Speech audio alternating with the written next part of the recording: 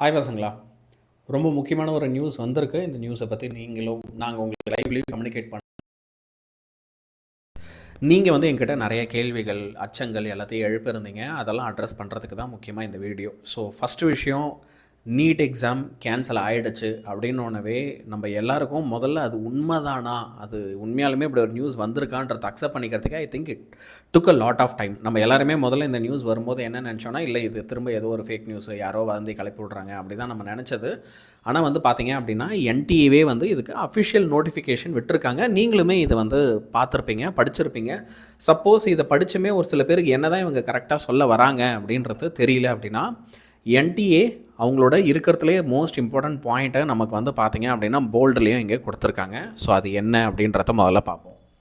So பார்த்தீங்க அப்படின்னா NTA approval of government of India கிட்டேருந்தே அப்ரூவல் வாங்கி இந்த வாட்டி நம்ம எழுதின மே 3 அன்னைக்கு எழுதினோம் இல்லையா, அந்த நீட் எக்ஸாமை கேன்சல் பண்ணுறாங்க. ஏன் அப்படின்னா நமக்கு பேப்பர் லீக் ஆகியிருக்கு இல்லையா. இந்த முழு வீடியோவில் பார்த்தீங்க அப்படின்னா பேப்பர் லீக் பற்றி, அடுத்து ரீநீட் எப்படி இருக்கும், நமக்கு ஈஸியாக இருக்குமா கஷ்டமாக இருக்குமா, அதுக்கு நம்ம எப்படி ப்ரிப்பேர் பண்ண போகிறோம், திருப்பி நம்ம அப்ளை பண்ணணுமா வேணாமா, நமக்கு காசு ரீஃபண்ட் வருமா வராதாங்கிறத எல்லாத்த பற்றியுமே பேசுவோம். சரியா, வாங்க இப்போ ஃபஸ்ட்டு பாயிண்டில் கவர்மெண்ட் ஆஃப் இந்தியாவோட அப்ரூவல் படி நம்ம எழுதின நீட் எக்ஸாமை கேன்சல் பண்ணிவிட்டு ரீநீட் கண்டக்ட் பண்ண போகிறாங்க. அதோட டேட் எல்லாமே அவங்க செப்பரேட்டாக சொல்லுவாங்க. சரியாடா? ஸோ ஐ திங்க் அவங்க சொல்ல வர எல்லா பாயிண்ட்டுமே இதில் ஒரு சின்ன சம்மரி மாதிரி சொல்லிட்டாங்க. சரியா, இப்போது ரெண்டாவது விஷயம், இதில் என்ன அப்படின்னா இவங்க இந்த பேப்பர் எப்படி லீக் ஆச்சு, ஆல்மோஸ்ட் 50,000 பேருக்கு லீக் ஆனதாக சொல்கிறாங்க. சரியா, ஸோ இது எப்படி லீக் ஆகிடுச்சு அப்படின்றது சிபிஐ விசாரணைக்கு போது அந்த சிபிஐ விசாரணைக்கு நாங்கள் கம்ப்ளீட்டாக கோஆப்ரேட் பண்ணுவோம், நாங்கள் எல்லாமே இது கோஆப்ரேட் பண்ணுவோம் அப்படின்றத அவங்க சொல்லியிருக்காங்க. இதில் அடுத்து ரொம்ப முக்கியமான ஒரு பாயிண்ட் என்ன அப்படின்னா, த ரெஜிஸ்ட்ரேஷன் டேட்டா. நீங்கள் நிறைய பேர் ஏற்கனவே நீட் எக்ஸாம் எழுதினவங்க ஏற்கனவே ரெஜிஸ்டர் பண்ணியிருக்கீங்க, உங்களோட டீட்டெயில்ஸ் எல்லாத்தையும் கொடுத்துருக்கீங்க மே 2026 சைக்கிளில் போய் எழுதுறதுக்கு. அதை வச்சே நீங்கள் திரும்ப ரீஎக்ஸாமினேஷன் எழுதலாம், அதை வச்சே எக்ஸாமை நாங்கள் ரீகண்டக்ட் பண்ண போகிறோம். No fresh registration will be required. Okay, புதுசாக நீங்கள் ரெஜிஸ்ட்ரேஷன் பண்ண தேவையில்லைன்னு சொல்லியிருக்காங்க. அப்படின்னா ஒரு சில பேர் என்கிட்ட கேள்வி கேட்டிங்க, சார் நான் அப்போ போன வாட்டி ரெஜிஸ்டர் பண்ணல, அப்போது நான் திரும்ப இப்போ ஃப்ரெஷ்ஷாக ரெஜிஸ்டர் பண்ணலாமா அப்படின்னா அதுக்கு வாய்ப்பு இல்லை. ஏன்னா புது அப்ளிகேஷன் அவங்க விட போகிறதில்ல. ஒரு சில பேர் என்ன சொன்னீங்கன்னா, சார் நான் ரெஜிஸ்டர் பண்ணேன் ஆனால் நான் எக்ஸாமுக்கு போகல, லீவ் போட்டேன், லீவ் போட்டதில் போக முடியல, ஏதோ ஒரு சுச்சுவேஷனால் என்னால் போக முடியல. சரியா, அப்போ நான் திரும்ப எழுதலாமா, நீ ரெஜிஸ்டர் பண்ணியிருக்க அதனால் நீ எழுதலாம். ஆனால் இது வரைக்கும் ரெஜிஸ்டரே பண்ணாதவங்க திரும்ப ரெஜிஸ்டர் பண்ண முடியாது. No additional examination fee will be levied. அப்போ உங்களுக்கு எக்ஸ்ட்ராவாக எதுவும் எக்ஸாமினேஷன் ஃபீ கேட்க மாட்டாங்க. நீ ஏற்கனவே ஃபீஸ் பே பண்ணியிருக்க அப்படின்னா அது உனக்கு ஸ்டூடெண்ட்ஸ்க்கு ரீஃபண்ட் ஆகிடும்னு சொல்லியிருக்காங்க. ஸோ இது எனக்கு இன்னுமே தெளிவு இல்லை.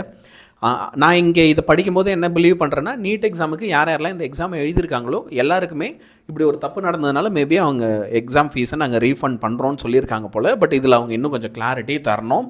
த exam will be reconducted using NTA's internal resources. அப்போ இது நாங்கள் என்டிஏவோட இன்டர்னல் ரிசோர்ஸ் வச்சு திரும்ப நடத்துகிறோம் அப்படின்ட்டு இருக்காங்க.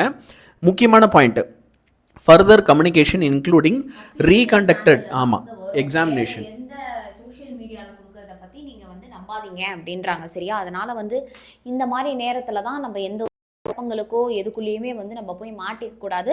Let us wait for the official update. நம்ம சேனலில் எல்லா அஃபிஷியல் அப்டேட் எல்லாமே நம்ம சொல்கிறோம். சரியா, ஸோ இதுதான் official update. Now let's come to our situation. சரியா, நிறைய பேர் கமெண்ட்ஸில் சொல்கிறது என்ன தெரியுமா, மேம் மறந்து போச்சு மேம், இந்த வாட்டி தான் மேம் நான் நீட் எக்ஸாம் நல்லா பண்ணேன் அப்படின்னு சொல்கிறோம். ஒரு சில பேர் பரவாயில்ல நான் நல்லா பண்ணல, ரீ எக்ஸாம் இருக்குங்கிறப்ப நான் இன்னும் கொஞ்சம் நல்லா பண்ணலாம் அப்படின்னு ஒரு சில பேர் ஃபீல் பண்ணுறாங்க. ஸோ இந்த நேரத்தில் நமக்கு ரொம்ப ஒரு எமோஷ்னலி நம்ம கொஞ்சம் அவுட்பர்ஸ்ட் இருக்கிறப்போ நம்ம எப்படி டீல் பண்ணணும், அதே நேரத்தில் இதை விட்டு நம்ம வெளியே எப்படி நம்ம அடுத்த ஸ்டெப்புக்கு நம்ம மூவ் ஆன் பண்ணணும் அப்படிங்கிறத பற்றி நம்ம இப்போ கண்டிப்பாக பேசலாம். Sir, what you think about this? எப்படி இப்போ பசங்க ஷுட் டேக் திஸ்? ஃபஸ்ட்டு இது எவ்வளோ ஒரு நான் சொல்லணும்னா ரொம்ப கொஞ்சம் கடுப்பாக இருக்குது. இப்போ 12th பப்ளிக்கும் அன்எக்ஸ்பெக்டட்லி கஷ்டமாக வந்துச்சு. லாஸ்ட் இயர் நீட் எக்ஸாம் கஷ்டமாக வந்துச்சு, இந்த வாட்டி ஓரளவுக்கு ஓகேவாக வந்துச்சு. அப்படிங்கிறப்போ இப்போ திருப்பியும் ரீ எக்ஸாம்ங்கிறப்போ அட போங்கடா மண்டை பிச்சுக்குது அப்படிங்கிற அளவுக்கு ஒரு பயங்கர ஒரு கடுப்பு வருது. So how to take this? See students, I will say one thing very openly, this is unfair. இப்படியே நடந்திருக்கக்கூடாது. சரியா, பட் ஓகே, இப்போ நான் ரொம்ப நான் இதில் எமோஷ்னலாக இருக்க போகிறது கிடையாது. ஏன் அப்படின்னா இந்த moment if I let my emotions take over me, then நான் இவ்வளோ நாள் கஷ்டப்பட்டது எல்லாமே எனக்கு வீணாக போயிடும். சரியா, ஸோ அதனால் நீங்களுமே எனக்கு எல்லாமே புரியுது. It's very very tough. But don't let your emotions overtake you. சரியா?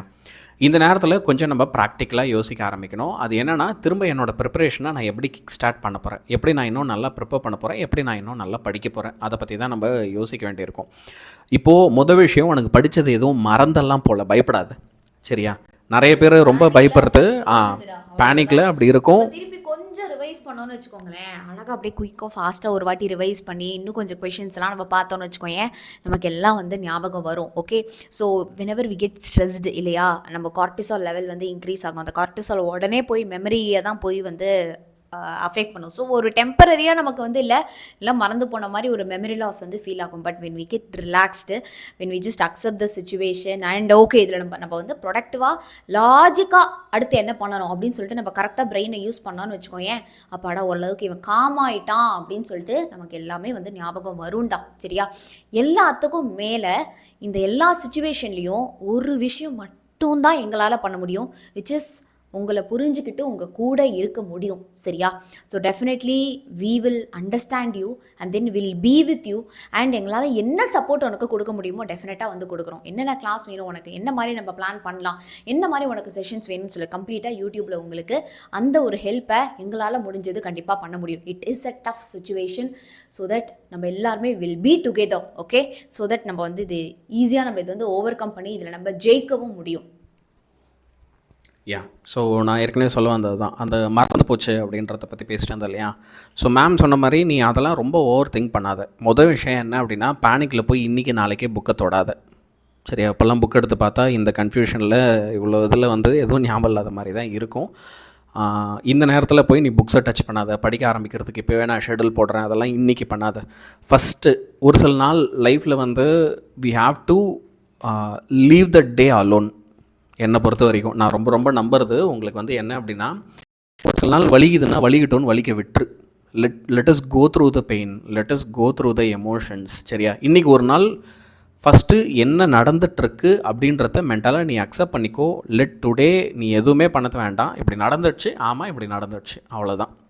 இன்றைக்கும் ஒரு சில பேருக்கு நாளைக்கும் டைம் தேவைப்படுதுன்னா டைம் அக்செப்ட் பண்ணிக்கோ. முதல்ல உட்காந்து இதெல்லாம் அக்செப்ட் பண்ணிக்கோ. அப்பா அம்மா கிட்டே போய் பேசு, அப்பா இந்த மாதிரி ஆகிடுச்சு, அம்மா இந்த மாதிரி ஆகிடுச்சு, இப்போது நான் திரும்ப முதல்ல இருந்து என்னோடய நீட் ப்ரிப்பரேஷனை ஆரம்பிக்கணும்.